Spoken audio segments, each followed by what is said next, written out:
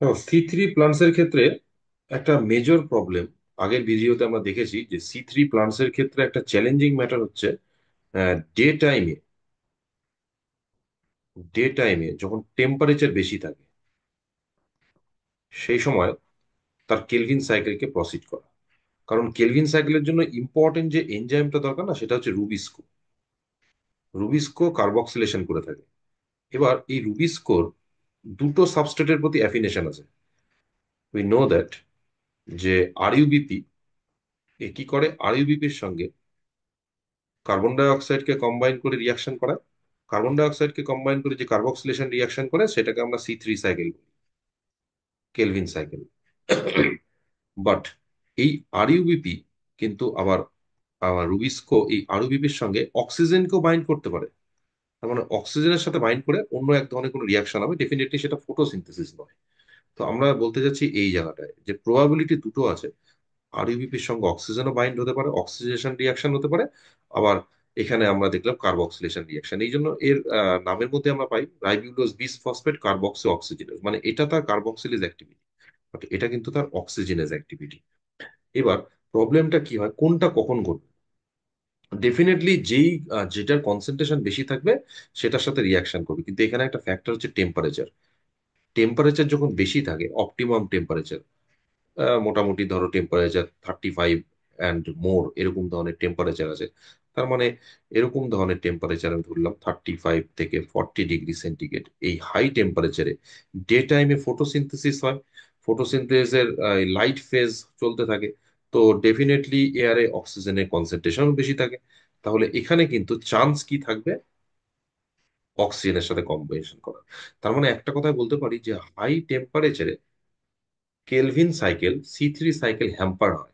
কারণ হাই টেম্পারেচারে oxygen কনসেন্ট্রেশনের day টাইমে এ কিন্তু কার্বক্সিলেশন রিয়াকশন করে না, রেদার এর অক্সিজেনেজ অ্যাক্টিভিটি দেখায়। তাহলে রুবিস্কো এখানে অ্যাক্ট করবে, কিন্তু সেটা কিন্তু কেলভিন সাইকেল নয়, অক্সিজেনেজ অ্যাক্টিভিটি। তার মানে কার্বন ডাই অক্সাইডের সঙ্গে বাইন্ড কখন করতে পারে? বেটার হয় টেম্পারেচার যখন কম থাকে। কম থাকে মানে এটার বলতে চাইছি যে টেম্পারেচার যদি average 15 degree to 20 or 25 degree এরকম ধরনের টেম্পারেচার, এই টেম্পারেচারের মধ্যে থাকে, অ্যাটমসফিয়ারে কার্বন ডাই অক্সাইডের সঙ্গে কিন্তু এটা বাইন্ড করার চান্স থাকে। তার মানে সি3 প্লান্টস একটা প্রবলেম সাফার করে। কি প্রবলেম? হাই টেম্পারেচারে অক্সিজেন কনসেন্ট্রেশন, রুবিস্কো তার অক্সিজেনাস অ্যাক্টিভিটি দেখায়। এবার এই যে অক্সিজেনাস অ্যাক্টিভিটিটা কে দেখাবে? ডেফিনেটলি এটা সি3 প্লান্টস দেখাবে। তাহলে সি3 প্লান্টস গুলো যাদের মধ্যে মেসোফিল সেলের মধ্যে রুবিস্কো এনজাইমটা আছে, তারা যখন টেম্পারেচার বেশি থাকে, এটা প্রিলিমিনারি ক্রাইটেরিয়া, ডে টাইমে, তো ডে টাইমে অক্সিজেনের কনসেন্ট্রেশন বেশি থাকে দেন কার্বন ডাই অক্সাইড। তাহলে এখানে কি ঘটনা ঘটবে? এখানে আমরা দেখতে পাবো যে এই মেসোফিল সেল, সি3 প্লান্টস এর মেসোফিল সেল, আরো কিছু আছে, পরে আসবো আমরা। তো সি3 প্লান্টস, চলো এটা এখন আসছি না। সি3 প্লান্টস কি করবে, এইটাকে কাজে লাগিয়ে, এই ফ্যাক্টরসকে কাজে লাগিয়ে তার যে এনজাইম মেসোফিল সেলের মধ্যে থাকে রুবিস্কো, সেই রুবিস্কো কি করে না, তো আরইউবিপির সাথে কাকে রিয়াকশন করায়? অক্সিজেনকে। এই যে রিয়াকশন হয় না, এটা একটা multi step process, biochemical reaction. Overall আমরা দেখতে পাই এই রিয়াকশনের মাধ্যমে যেটা জেনারেট হয় সেটা কিন্তু carbon dioxide. Carbon dioxide in any metabolic process which release carbon dioxide is termed as respiration। যে কোনো মেটাবলিক প্রসেস যেখানে কার্বন ডাই অক্সাইড রিলিজ হয় তাকে আমরা রেসপিরেশন বলি। তো এখানেও দেখো জাস্ট লাইক দ্যাট, এরকমই একটা ঘটনা ঘটেছে যে রুবিস্কো আরইউবিপির সঙ্গে অক্সিজেনকে কম্বাইন করেছে, মানে এটা তার অক্সিজেনের অ্যাক্টিভিটি। যেটা জেনারেট হয়েছে সেটা হচ্ছে কার্বন ডাই অক্সাইড। কিন্তু এটা কখন হচ্ছে? ডে টাইমে হচ্ছে। আর কোথায় হচ্ছে? সি3 প্লান্টস এর মধ্যে হচ্ছে। দ্যাটস ওয়াই এটাকে নাম দেওয়া হয় ফটো রেসপিরেশন।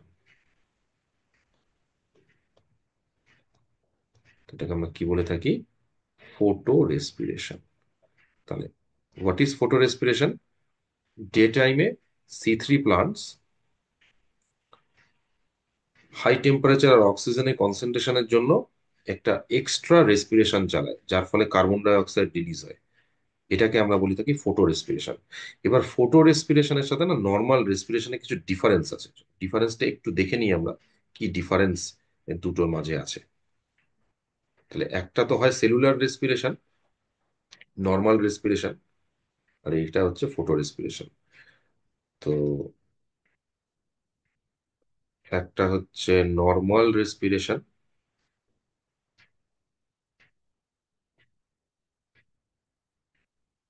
আর এদিকে চলে আসি আমরা ফটো রেসপিরেশন।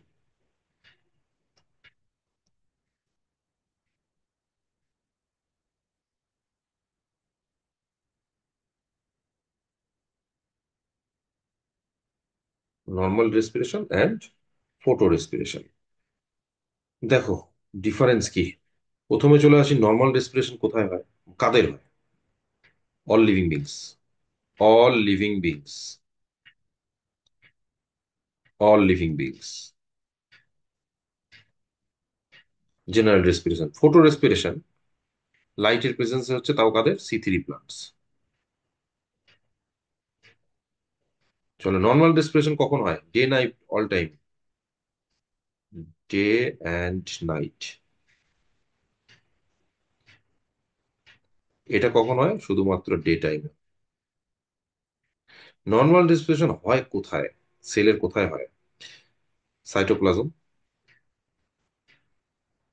আর এরোবিক রেসপিরেশনের জন্য মাইটোকন্ড্রিয়া লাগবে, যদি এরোবিক রেসপিরেশন হয় তো মাইটোকন্ড্রিয়া।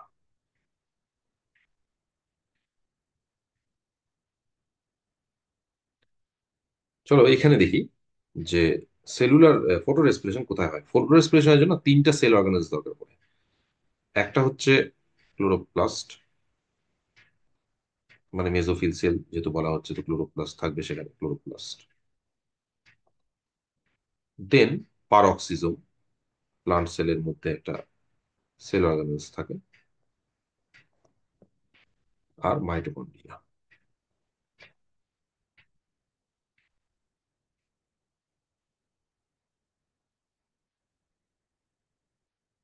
ওকে, সেলুলার রেসপিরেশন আমরা কি পাই? কার্বন ডাই অক্সাইড তো পাই definitely, carbon die oxide generate হয়, তার সাথে সাথে তো বাই প্রোডাক্ট মেন যেটা ইম্পর্টেন্ট আমরা যেটা জেনারেট দেখি, সেটা হচ্ছে এটিপি।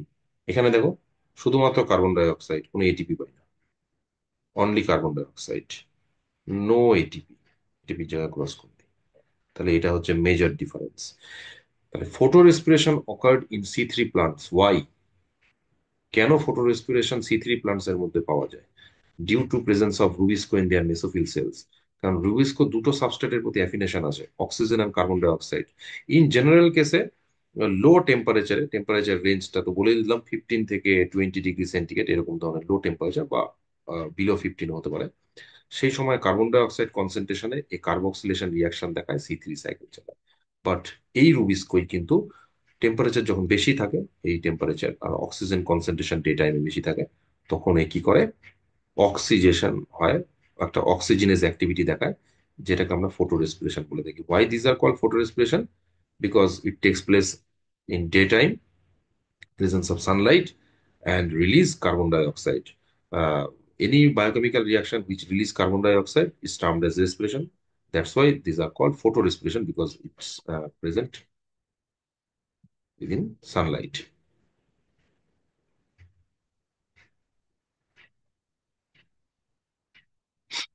আচ্ছা, এবার চলে আসি এর প্রসেস।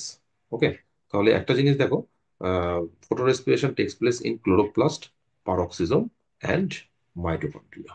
এই তিনটে সেল অর্গানেলস এর মধ্যে এটা হয়। এবার এই বায়োকেমিক্যাল রিয়াকশনটা কিভাবে হয়, ওকে, সেটা আমরা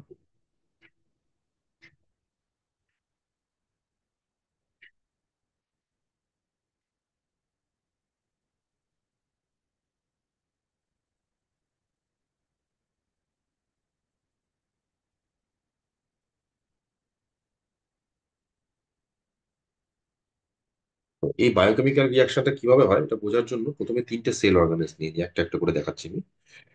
আহ,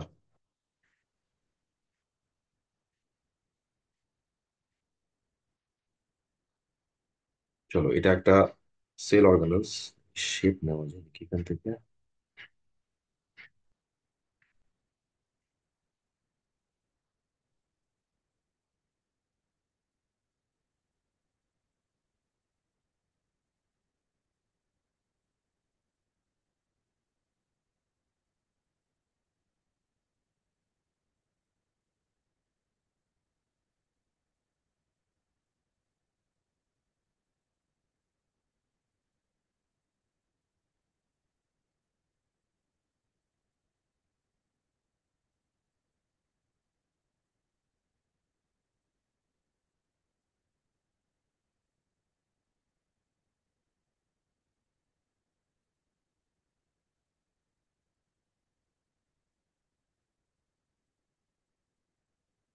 চলো, এটা একটা সেল অর্গানেলস।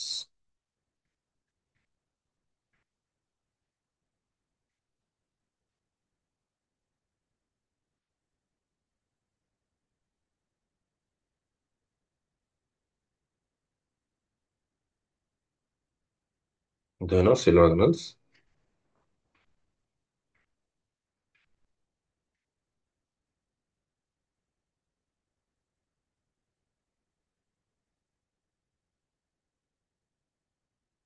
এই সেল অর্গানেলসটা কি? এটা হচ্ছে ক্লোরোপ্লাস্ট।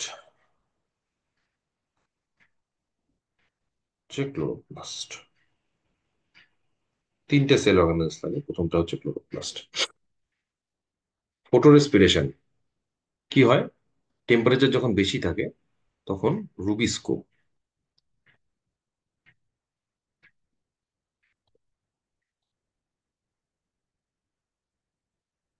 রিয়াকশন করায় আর ইউবিপির সাথে কাকে? অক্সিজেনকে। ডে টাইমে অক্সিজেনের কনসেন্ট্রেশন বেশি থাকে, তো অক্সিজেনের সাথে রিয়াকশন। তার মানে এটা তার অক্সিজেনেজ অ্যাক্টিভিটি। ওকে, এটা রুবিস্কোর অক্সিজেনেজ অ্যাক্টিভিটি। রুবিস্কো আর ইউবিপির সাথে রিয়াকশন করে দেখো কি হয়। আর ইউবিপি না 5 কার্বন কন্টেনিং সুগার। এই অক্সিডেশন রিয়াকশনের জন্য, মানে এখানে জেনারেলি অক্সিডেশন হয়, আর ইউবিপি কে ভেঙে দেয়। ভেঙে দিয়ে এটা একটা 3 কার্বনের কম্পাউন্ড তৈরি করে, যেটা তোমরা জানো আগে নাম পিজিএ, ফসফোগ্লিসারিক অ্যাসিড। এটা তৈরি করে 3 কার্বন কন্টেনিং। আমরা স্ট্রাকচারে আসবো পরে আস্তে আস্তে। আরেকটা কম্পাউন্ড দেখো 3 কার্বন কন্টেনিং পিজিএ তৈরি হয়। These are participate in C three cycle ও Calvin cycle, we know that. তো পিজিএ যেটা তৈরি হয় সেটা কেলভিন সাইকেলে পার্টিসিপেট করে, কোনো প্রবলেম নেই। এটা তো সি3 সাইকেলও তৈরি হয়েছিল, কিন্তু 100% পিজিএ তৈরি হয়েছিল। কার্বন ডাই অক্সাইড কার্বক্সিলেশন হচ্ছে, এখানে অক্সিডেশন রিয়াকশন হয়, তৈরি হলো পিজিএ, আরেকটা কম্পাউন্ড তৈরি করে। এই কম্পাউন্ডটার আমি কেমিক্যাল স্ট্রাকচার একদম দেখিয়ে দিই, তারপরে নামটা লিখছি। এটা ঠিক এরকম ধরনের হয়।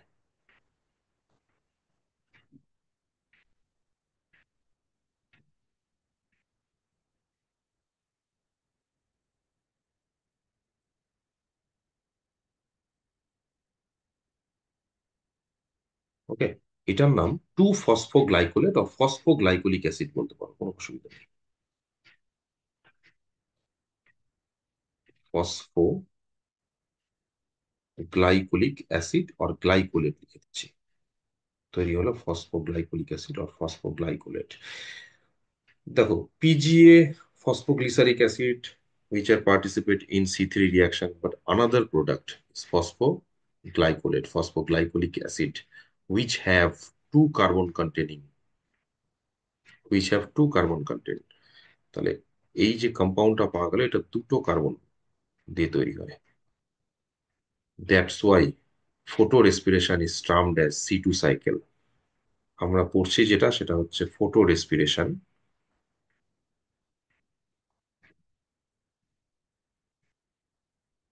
ফটো রেসপিরেশন, এই ফটো রেসপিরেশনকে আমরা কি বলে থাকি? Is called C two cycle. Why? Because the initial product of the first stable product, PGA নিয়ে আমাদের মাথা ব্যথা নেই, এটা তো সি3 সাইকেলে পার্টিসিপেট করছে। The first stable product of photo respiration is phosphoglycolic acid, which have 2 carbon. That's why this biochemical reaction photorespiration is termed as C2 cycle. এটা একটা important question, C two cycle কেন বলে। এবার নেক্সট স্টেপে দেখো কি হয়। তার মানে এখানে কিন্তু অক্সিডেশন হলো ইনস্টিড অফ কার্বক্সিলেশন। নেক্সট স্টেপে এই ফসফোগ্লাইকোলিক অ্যাসিড থেকে ফসফেট রিলিজ হয়ে যায়। চলো এখান থেকে ফসফেট বেরিয়ে গেল। এনজাইম ফসফাটেস নট নেসেসারি, এটা স্টাডি করার দরকার নেই। তো ফসফোরাইলেস এখান থেকে ফসফেটকে বের করে দেয়, তাহলে যে স্ট্রাকচারটা দাঁড়ায় সেটা ঠিক এরকম। COOH, CH2O থাকবে না, আর ও এইচ হয়ে যাবে, ফসফেট তো বেরিয়ে গেল।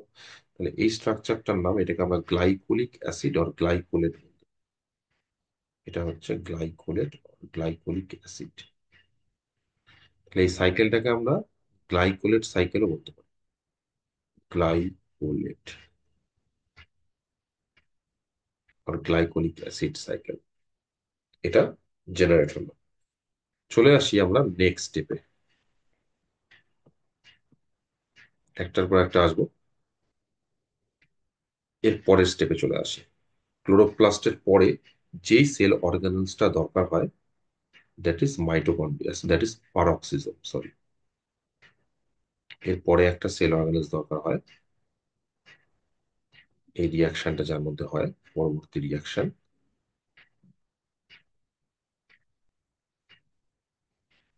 এটাকে আমরা বলে থাকি পারক্সিজম।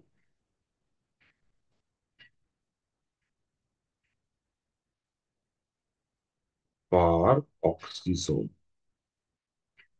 ওকে, দেখো, তোমরা স্টেপ বাই স্টেপ খাতায় করতে থাকো। ওকে, এই যে গ্লাইকোলেট আছে না, এই গ্লাইকোলেট কি হয়, এরপরে পারঅক্সিজমে এন্ট্রি নেয়, ডিফিউশন করে গ্লাইকোলেট চলে আসে পারঅক্সিজম। সরাসরি লিখে দিই এখানে, আর স্ট্রাকচার লিখবো না। Glycolate or glycolic acid. এর পরের স্টেপে হয় কি, এই গ্লাইকোলিক অ্যাসিড পারঅক্সিডেজ বলে একটা এনজাইম যেটা পারঅক্সিজমে থাকে, যেটা কি করে এগেইন সেকেন্ড টাইম এর অক্সিডেশন হয়। তার মানে এখানে দুবার অক্সিডেশন হচ্ছে। এটা একটা question, primary oxidation reaction takes place in chloroplast, secondary oxidation reaction takes place in peroxisome. তো গ্লাইঅক্সালেটের কি হচ্ছে দেখো, এই গ্লাইঅক্সালেটের স্ট্রাকচারটা, সরি গ্লাইকোলেটের স্ট্রাকচারটা দেখো। এই গ্লাইকোলেটের স্ট্রাকচারের মধ্যে কি হচ্ছে, এখানে অক্সিজেন রিয়াকশন করছে। তো অক্সিজেন রিয়াকশন করছে, এই স্ট্রাকচারটাকে উল্টে করে দেখাচ্ছি আমি। এখান থেকে হাইড্রোজেন আর অক্সিজেন বেরিয়ে যাচ্ছে, তো এখানে একটা বাই প্রোডাক্ট পাওয়া যায়। আগে লিখে নিয়ে এই জায়গাটা বাই প্রোডাক্টটা। এখানে বাই প্রোডাক্টে যেটা রিলিজ হচ্ছে সেটা হচ্ছে হাইড্রোজেন পারঅক্সাইড, আসছে এই জায়গাটা পরে। তার মানে অক্সিডেশন রিয়াকশনের মাধ্যমে হচ্ছে এখান থেকে হাইড্রোজেন রিলিজ করে দিচ্ছে। কারণ এটা রিডাকশন প্রসেস না, এটা কমপ্লিটলি অক্সিডেশন। তো অক্সিডেশন প্রসেসে হাইড্রোজেন রিলিজ হবেই। তো ফাইনালি যেটা পড়ে থাকছে, এই স্ট্রাকচারটাকে এখানে দেখাই। দেখো এটাকে আমরা এইভাবে লিখতে পারি কিনা। ডবল বন্ড ও, আর এখানে থাকলো একটা এইচ। আর এই স্ট্রাকচারটা নিচে লিখে নিই, COOH। এটা কোনো ম্যাটার না, তুমি যেভাবে আছে তেমনও লিখতে পারো, অর্গানিক কেমিস্ট্রিতে সব চলে।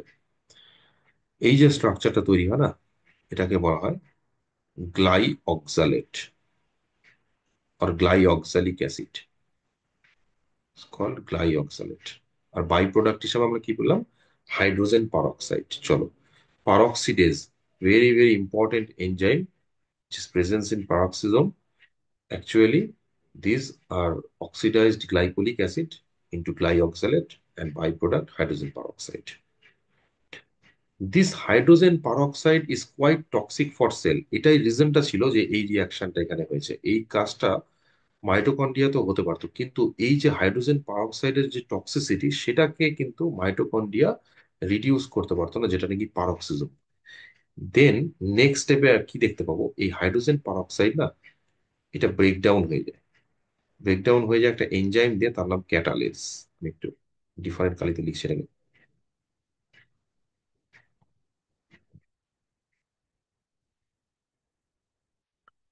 এখানে একটা এনজাইম, এর নাম হচ্ছে ক্যাটালেস। এ কি করে, হাইড্রোজেন পারঅক্সাইডকে স্প্লিট করে দেয়। স্প্লিট করে দিয়ে ওয়াটার আর হাফ অক্সিজেন তৈরি করে। এই অক্সিজেন তো আবার পরে কাজে লেগে যায়।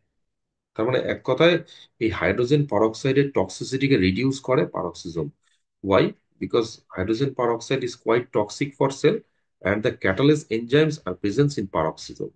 So this is the main reasons for that reaction takes place only in peroxisome. তো যেটা প্রোডাকশন হচ্ছে সেটা কি গ্লাইঅক্সালেট। এবার নেক্সট স্টেপে দেখো কি হয়, রিয়াকশনটা একটু বড় হবে। তো তো আমি এই সেল অর্গানাইজটাকে একটু বড় করে নিই।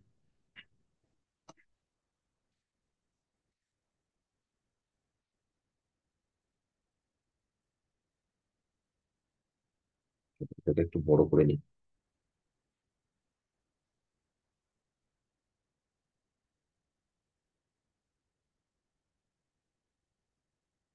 পারঅক্সিজম বড় করে নিচ্ছে।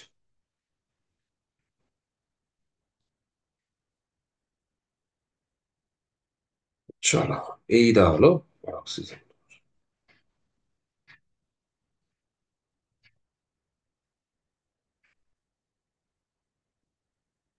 ওকে, তো যেটা জেনারেট হলো সেটা কি গ্লাইঅক্সালেট।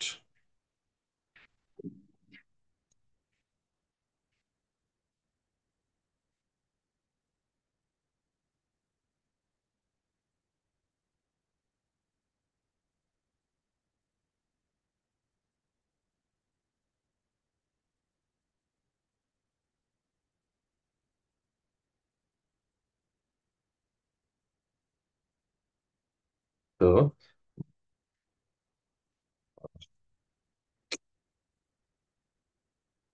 এই হচ্ছে পারঅক্সিজম।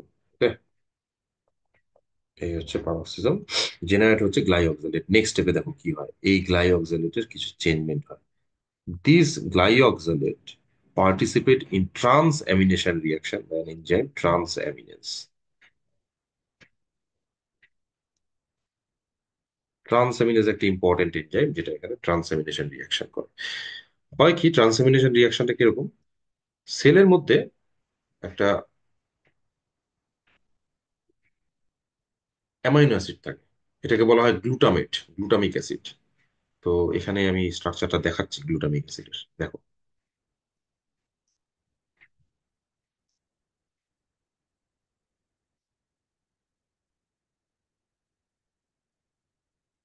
দেখো স্ট্রাকচার ওয়াইজ কেন করাচ্ছি, এই কারণেই যে তুমি বলবে যে এনসিআরটি তো নেই, কোন দরকার, তুমি স্ট্রাকচার ওয়াইজ করলে তোমার কাছে একদম কনসেপ্টটা ক্লিয়ার হয়ে যাবে, এটাই ইম্পর্টেন্স, আর কিছু না। যে তোমাকে যে স্ট্রাকচার মনে রাখতে হবে এটা না, প্রথমবার এটা করে নিলে পরে বা এটা যদি করতে পারো তোমার, তুমি ভুলবে না কখনো, অটোমেটিক ওয়েতে এটা চলে আসবে।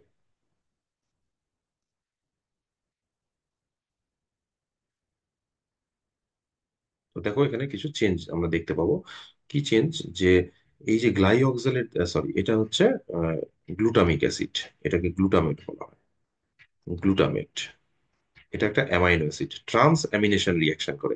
তুমি নোটিস করে দেখবে এখানে একটা কি গ্রুপ আছে, অ্যামাইনো গ্রুপ আছে, ঠিক আছে। আর এই গ্লাইঅক্সালেটের কাছে কি গ্রুপ আছে, কিটো গ্রুপ আছে। ব্যাস, এই দুটোর মধ্যে এক্সচেঞ্জ হবে, এই জন্য এটার নাম হচ্ছে ট্রান্স অ্যামিনেজ, অ্যামাইনো গ্রুপকে ট্রান্সফার করে।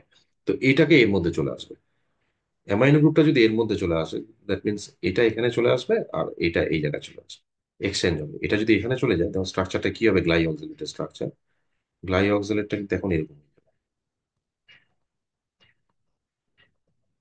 NH2,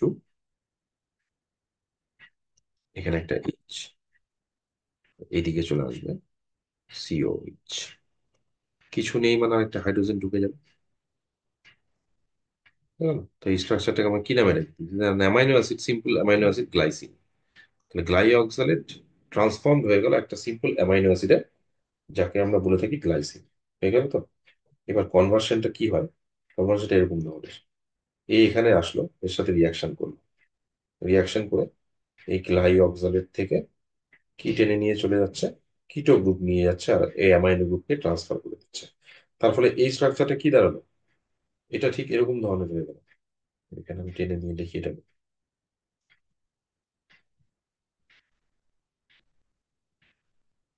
এইখানে ট্রান্সএমিনেশন রিয়াকশন করে এটা চেঞ্জ হয়ে গেল, কনভার্সেশন হয়ে গেল, এটা একটা কিটো অ্যাসিড হয়ে গেল। তাহলে সেম স্ট্রাকচার তুমি লিখো, COH, CH2,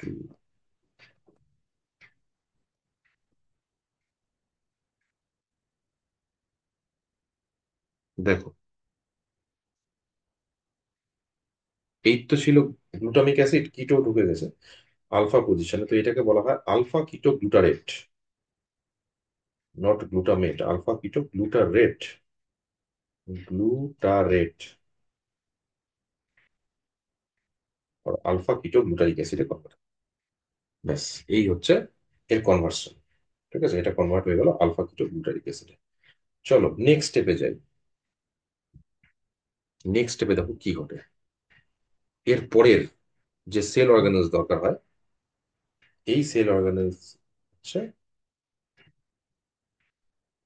মাইটোকন্ড্রিয়া।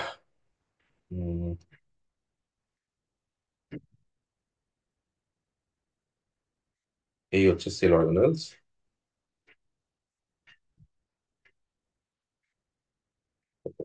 দেখি, হোয়াট ইজ দিস? মাইটোকন্ড্রিয়া, তিনটে সেল অর্গানেলস দরকার হয়। মাইটোকন্ড্রিয়া, এবার যেটা কাজে লাগবে সেটা হচ্ছে মাইটোকন্ড্রিয়া। একটু এদিকে চাপিয়ে দেখি।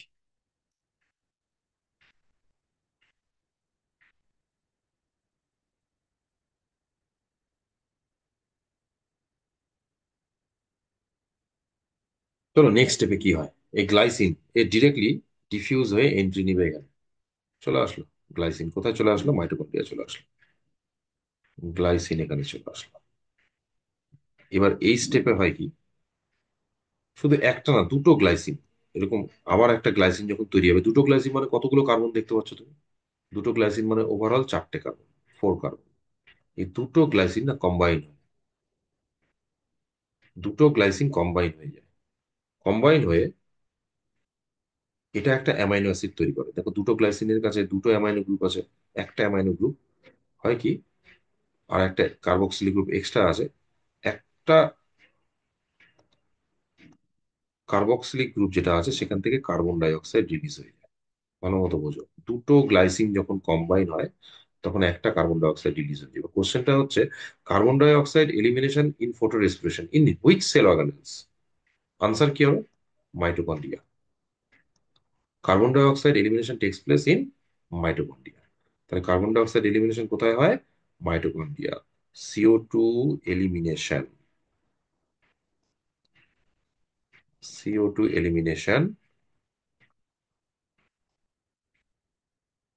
Text place in mitochondria. CO2 elimination takes place in mitochondria. চলো, কার্বন ডাই অক্সাইড তো বেরিয়ে গেল, আরেকটা এক্সট্রা NH2 গ্রুপ আছে। এই NH2 গ্রুপের কি হয়? এরও কিছু চেঞ্জমেন্ট হয়। এই চেঞ্জমেন্টটা ঠিক এরকম ধরনের, দেখো, NAD প্লাস কম্পাউন্ড এখান থেকে এই হাইড্রোজেনকে নিয়ে NADH2 হয়ে বেরিয়ে যায়, মানে কিছু এনার্জি রিচ কম্পাউন্ড পেলাম। চলো পরে এর ফেট দেখবো, এর ফেট অফ NADH2 পরে আসছি কি। তো গ্লাইসিন এরপরে কিসে কনভার্ট হয়ে যায়? গ্লাইসিন যেটা তৈরি করে না, এরকম ধরনের একটা অ্যামাইনো অ্যাসিড তৈরি করে। তোমরা এটা জানো, এই অ্যামাইনো অ্যাসিডের স্ট্রাকচার এরকম ধরনের হয়। অ্যামাইনো অ্যাসিডটা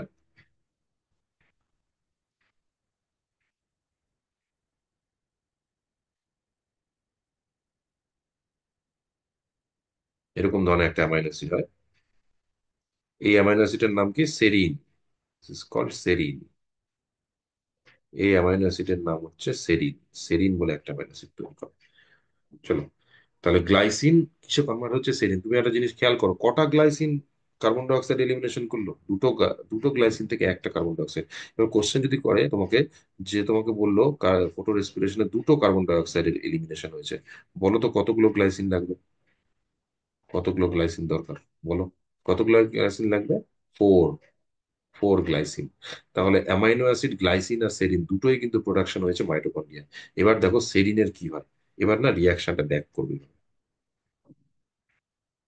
এবার সেরিন তো জেনারেট হবে, এবার উপরের দিকে যাবে, রিভার্সে যাবে রিয়াকশনটা।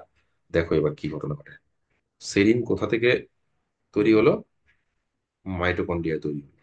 ওকে, এবার এই সেরিন কোথায় চলে আসবে ডিফিউশনের মাধ্যমে? সেরিন চলে আসবে কোথায়? চলে আসবে এটা কোন জায়গায়? পারঅক্সিজমে চলে আসলো এখানে সেরিন। সেরিন এখানে চলে আসছে, সেরিনের কেমিক্যাল স্ট্রাকচার আমরা পড়েছি, সেরিন এখানে চলে আসলো। এবার সেম থিং, আবার এখানে একবার ট্রান্সঅ্যামিনেশন রিয়াকশন হবে। সেরিনের কাছে কি আছে? একটা অ্যামাইনো গ্রুপ আছে। তো এখানে আবার একবার ট্রান্সঅ্যামিনেশন রিয়াকশন হবে। তার মানে এই যে আলফা কিটো গ্লুটারেট আছে, এই আলফা কিটো গ্লুটারেট, ব্লু দিয়ে দেখাই, alpha keto গ্লুটারেট trans amination reaction করবে। মানে সেরিনের কাছ থেকে অ্যামাইনো গ্রুপটাকে নিয়ে ও কিসে কনভার্ট হয়ে যাবে বলতো? আবার আবার গ্লুটামিক অ্যাসিডে কনভার্ট হয়ে যাবে, যাতে নেক্সট স্টেপে রিয়াকশনটা হতে পারে। তার মানে alpha keto glutarate now converted into a glutamic acid. And serine, যে নাকি অ্যামাইনো গ্রুপকে ট্রান্সফার করে দিল, আর এখান থেকে কিটো গ্রুপ এর কাছে চলে আসলো ট্রান্সঅ্যামিনেজ দিয়ে। এবার সেরিনের স্ট্রাকচারটা কি হবে? আগে তুমি স্ট্রাকচারটাকে খেয়াল করো। সেরিনের অ্যামাইনো গ্রুপ আছে, শুধুমাত্র দেখবে এখানে কিটো গ্রুপ ঢুকে যাবে। তার মানে এই স্ট্রাকচারটা এরকম হবে। দেখো কি হয়, সেরিনের স্ট্রাকচারটা পারক্সিজমে গিয়ে এটা কেমন হয়ে যায়। এটা এরকম ধরনের স্ট্রাকচার তৈরি করে।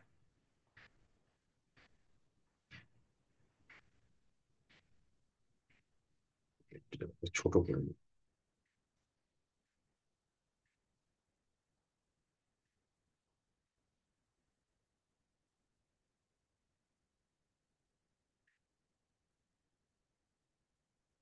সেরিন যেটা কনভার্ট হয়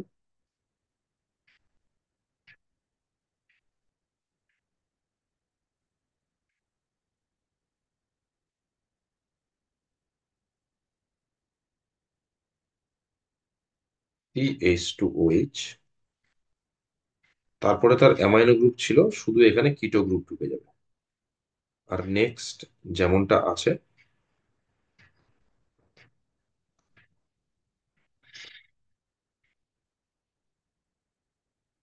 COOH। ওকে, ব্যাস, এই যে স্ট্রাকচারটা তৈরি হলো না, এখানে আমি নামটা লিখে দিচ্ছি, এই যেটা। What is this? এটাকে বলে হাইড্রক্সি পাইরুবিক অ্যাসিড। দেখো পাইরুবিক অ্যাসিডের সঙ্গে সিমিলারিটি আছে। পাইরুবিক অ্যাসিড এখানে CH3 থাকে, একটা হাইড্রোজেনকে রিপ্লেস করে OH ঢুকেছে। তো তুমি এটাকে কি বলে ডাকতে পারো? Hydroxy pyruvate. তাহলে সেরিন কনভার্ট হলো হচ্ছে হাইড্রক্সি পাইরুভেট। কোথায়? এগেইন ব্যাক করেছে কিন্তু reaction, peroxisome.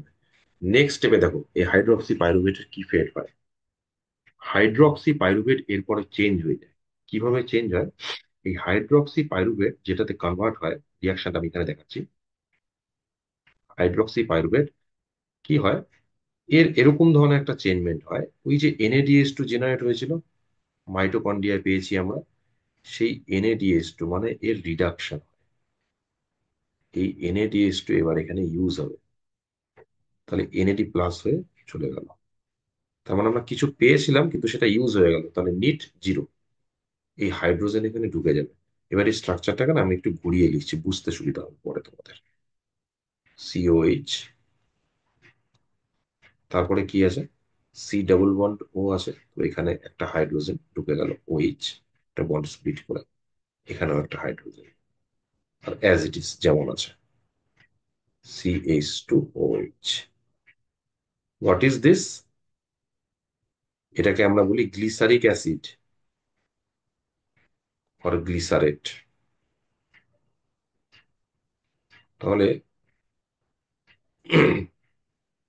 hydroxypyruvate now converted into glycerate with the help of NADH2। তার মানে NADH2 যেটা জেনারেট হয়েছিল, এই যে NADH2 যেটা জেনারেট হয়েছিল, দেখো কিছু আমরা পেয়েছিলাম এনার্জি রিচ কম্পাউন্ড, কিন্তু সেটা ইউজড হয়ে গেল কোথায়? পারক্সিজমের মধ্যে। তাহলে নেট রেজাল্ট আমাদের কাছে আসলে জিরো। ঠিক আছে। দেখো ফটো রেসপিরেশনে আমরা জানি কার্বন ডাই অক্সাইড জেনারেট হয়, সেটা আমরা পেয়ে গেছি মাইটোকন্ড্রিয়া। ফটো রেসপিরেশনে কোনো এটিপি, এই রেসপিরেশনে আমরা সাধারণত জানি এটিপি পাবো, এটিপি জেনারেট হবে, কিন্তু দেখবে এখানে এটিপি ইউজ হবে, তুমি দেখতে পাবে নেক্সট স্টেপে। এবার যেটা জেনারেট হলো সেটা হচ্ছে গ্লিসারেট বা গ্লিসারিক অ্যাসিড। এর পরে এই গ্লিসারিক অ্যাসিড কোথায় ঢোকে? ক্লোরোপ্লাস্টে। তো গ্লিসারেট আর গ্লিসারিক অ্যাসিড ক্লোরোপ্লাস্টে ঢুকলো। নেক্সট স্টেপে গ্লিসারিক অ্যাসিড কিসে কনভার্ট হয়? Phosphoglyceric acid. দেখো গ্লিসারেট অ্যাসিড কনভার্ট হলো ফসফোগ্লিসারিক অ্যাসিড, একটু অন্য কালার দিয়ে দেখে, খুব ইম্পর্টেন্ট জিনিস। কি লাগবে? একটা এটিপি লাগবে। তাহলে এখানে এটিপি তো পেলামই না, উপরন্তু এটিপির খরচা হলো, তাই না? তার মানে এখানে এটিপি ইউজড হয়, কনভার্ট হয়ে যায় পিজিএ। এই দাঁড়ালো তোমার টোটাল ফটো রেসপিরেশন। কোথায় ঘটছে এটা? এটা ঘটছে তিনটে সেল অর্গানেসের মধ্যে, ক্লোরোপ্লাস্ট, পারক্সিজম আর মাইটোকন্ড্রিয়া। ঠিক আছে? এবার এই তিনটে সেল অর্গানেলস এর মধ্যে যে রিয়াকশনটা ঘটছে, কি দেখতে পাচ্ছি যে কখন হচ্ছে সি3 প্লান্টস যখন ডে টাইমে টেম্পারেচার বেশি থাকে, অক্সিজেন কনসেন্ট্রেশন বেশি, তখন রুবিস্কো আর ইউবিপি কে আলাদা একটা প্রসেসের মধ্যে ঘুরিয়ে দেয়। এবং তার ফলে এখানে এটা কিন্তু ফটোসিনথেসিস না, এখানে কার্বন লস হচ্ছে। তার মানে ফটো রেসপিরেশনে কে আমরা একটা ইভিল প্রসেস বলি। কারণ আসছি, ফটো রেসপিরেশন কি ধরনের প্রসেস? একটা ক্ষতিকারক প্রসেস, একটা ইভিল প্রসেস। কেন? ফটো রেসপিরেশনের জন্য কি হচ্ছে দেখো। প্রথমে, যদি ফটো রেসপিরেশন না হয়ে এখানে সি3 সাইকেল হতো, তাহলে 100% পিজিএ হতো। পিজিএ সুগার ফর্মেশনে পার্টিসিপেট করে, তার মানে এটার জন্য পিজিএ হাফ হয়ে গেল। তার মানে এ কি করলো, 50% ফটোসিনথেটিক রেট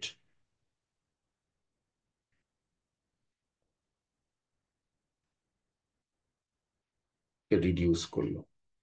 চলো, 100% পিজিএ তৈরি হতো, সেটা গ্লুকোজ তৈরিতে পার্টিসিপেট করলো, যেটা 50% হয়ে গেছে। তাহলে সালোক সংশ্লেষে আর 50% কমিয়ে দেয়। আমরা জানি ফটোসিনথেসিসে প্লান্ট কি করে, কার্বনকে অ্যাসিমিলেট করে, কার্বনকে ফিক্সড করে। কিন্তু এখানে তুমি কি দেখতে পাচ্ছ দেখো, এখানে কার্বনের লস হচ্ছে কোন জায়গায়? মাইটোকন্ড্রিয়া কার্বনের এলিমিনেশন হচ্ছে। তাহলে এটা একটা পয়েন্ট, এখানে কার্বন তো অ্যাসিমিলেট হয় না, রাদার কি হয়, কার্বন ডাই অক্সাইড এলিমিনেশন হয়। তার মানে কার্বন লস হয়,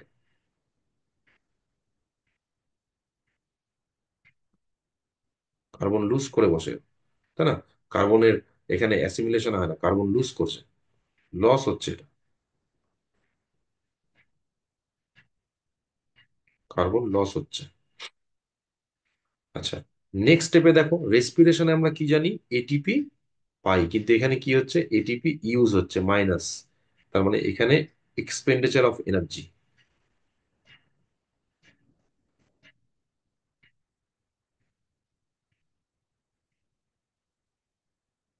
অফ এটিপি, এটিপি ব্যয় হচ্ছে। এই তিনটে কারণের জন্য ফটো রেসপিরেশনকে আমরা কি বলতে পারি, evil process. Photo respiration another name, C2 cycle. Why these are called C2 cycle? Because the first stable product is glycolate or phosphoglycolate, which have two carbon containing. Photorespiration কাদের হয়? Photorespiration predominantly occurred in C3 plant.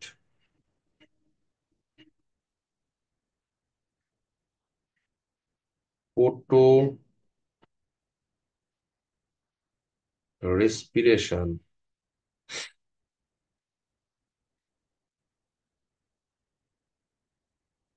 predominantly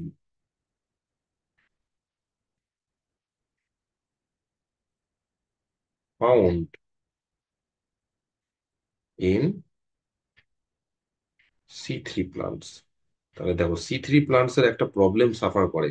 কি problem? যে day টাইমে যখন temperature বেশি থাকে, day টাইমে যখন টেম্পারেচার বেশি থাকে, অক্সিজেন কনসেন্ট্রেশনে এদের ফটো রেসপিরেশন হয়। আর ফটো রেসপিরেশন হওয়ার জন্য এটা কিন্তু ফটোসিনথেসিস না, এটা ফটোসিনথেসিসকে বাধা দেয়। এটা একটা ইভিল প্রসেস। ফটোসিনথেসিস রেট কমে যায়, কার্বন লস করে, এটিপি অযথা ব্যয় হয়।